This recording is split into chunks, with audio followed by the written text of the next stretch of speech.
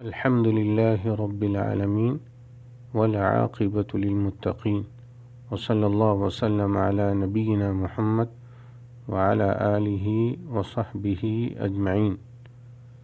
شیطان انسان کا کھلا دشمن ہے اور اس نے یہ اعلان کر رکھا ہے کہ وہ بنو آدم کو ضرور گمراہ کرے گا، اور اس کا سب سے بڑا ہدف یہ ہے کہ وہ انسان کو جہنمی بنا دے، اور وہ اس کے لیے ہمہ وقت کوشاں رہتا ہے اور بہت سی چالیں چلتا ہے۔ اس کی ایک چال یہ ہوتی ہے کہ وہ غصہ دلاتا ہے اور ایک دوسرے کو لڑا دیتا ہے۔ سلیمان بن سرد رضی اللہ عنہ بیان کرتے ہیں کہ میں نبی کریم صلی اللہ علیہ وسلم کے پاس بیٹھا ہوا تھا کہ دو آدمیوں میں لڑائی ہو گئی۔ ان دونوں نے ایک دوسرے کو برا بھلا کہنا شروع کر دیا۔ ان میں سے ایک کا چہرہ لال سرخ ہو گیا اور اس کی رگیں پھول گئی، تو نبی کریم صلی اللہ علیہ وسلم نے فرمایا: انی لأعلم کلمہ لو قالها ذهب عنه ما یجد، لو قال اعوذ باللہ من الشیطان ذهب عنه ما یجد۔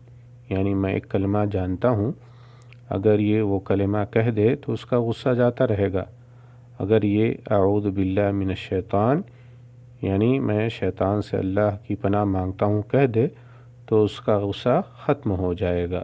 رواہ البخاری۔ شیطان کی ایک چال یہ ہوتی ہے کہ وہ موسیقی وغیرہ میں مگن کر دیتا ہے۔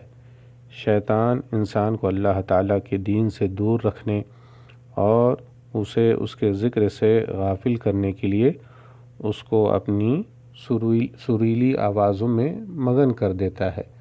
اللہ تعالیٰ نے ابلیس کو جنت سے نکالتے ہوئے فرمایا تھا: وَاسْتَفْزِزْ مَنِ اسْتَطَعْتَ مِنْهُمْ بِصَوْتِكَ وَأَجْلِبْ عَلَيْهِمْ بِخَيْلِكَ وَرَجِلِكَ وَشَارِكْهُمْ فِي الْأَمْوَالِ وَالْأَوْلَادِ وَعِدْهُمْ وَمَا يَعِدُهُمُ الشَّيْطَانُ إِلَّا غُرُورًا۔